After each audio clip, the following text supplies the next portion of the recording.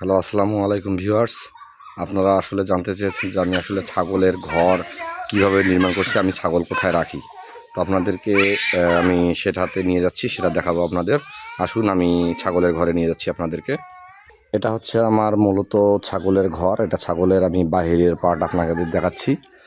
এটা হচ্ছে ছাগলের সিঁড়ি।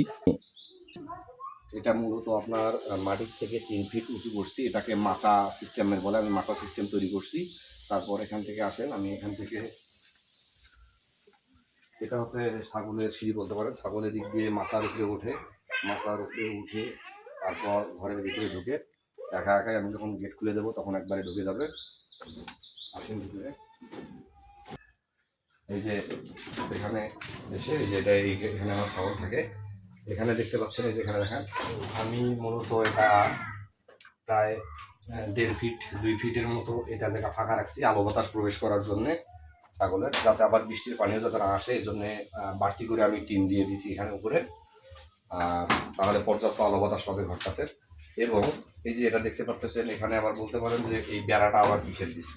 আসলে বেড়াটা হচ্ছে আমার কিছু মা ছাগল আছে, যেটা আমি ওই পাটে রাখি, আর যেগুলো খাসি ছাগল আছে সেগুলো আমি এই পাটে রাখি। মূলত মা ছাগল দিকে রাখার কারণে, কারণ তাদের পেটে বাচ্চা আছে, এরা যখন ঢিস মারে একটা একটা ছাগলের, তখন হচ্ছে বাচ্চার মা ছাগলের গাব নষ্ট হয়ে যেতে পারে। এজন্যে আমি হচ্ছে ওদেরকে আলাদা রাখি, এদেরকে আলাদা রাখি। আপনারা ইচ্ছা করলে একসাথে রাখতে পারেন, তবে আমার পরামর্শ থাকবে এরকম আলাদা করে রাখবেন, তাহলে আপনাদের ছাগল ভালো থাকবে, সুস্থ থাকবে। তো মূলত আমার এটাই হচ্ছে ঘর। তো আমার ঘরটা কেমন হয়েছে এটা আপনারা কমেন্টে জানাবেন এবং আমার জন্য দোয়া করবেন। ভুল ত্রুটি থাকবেই প্রত্যেক মানুষের, আমারও ভুল হবেই। আমি মানুষ, আমি এলিয়েন না। তো আপনারা ভালো থাকবেন, সুস্থ থাকবেন। ধন্যবাদ সবাই।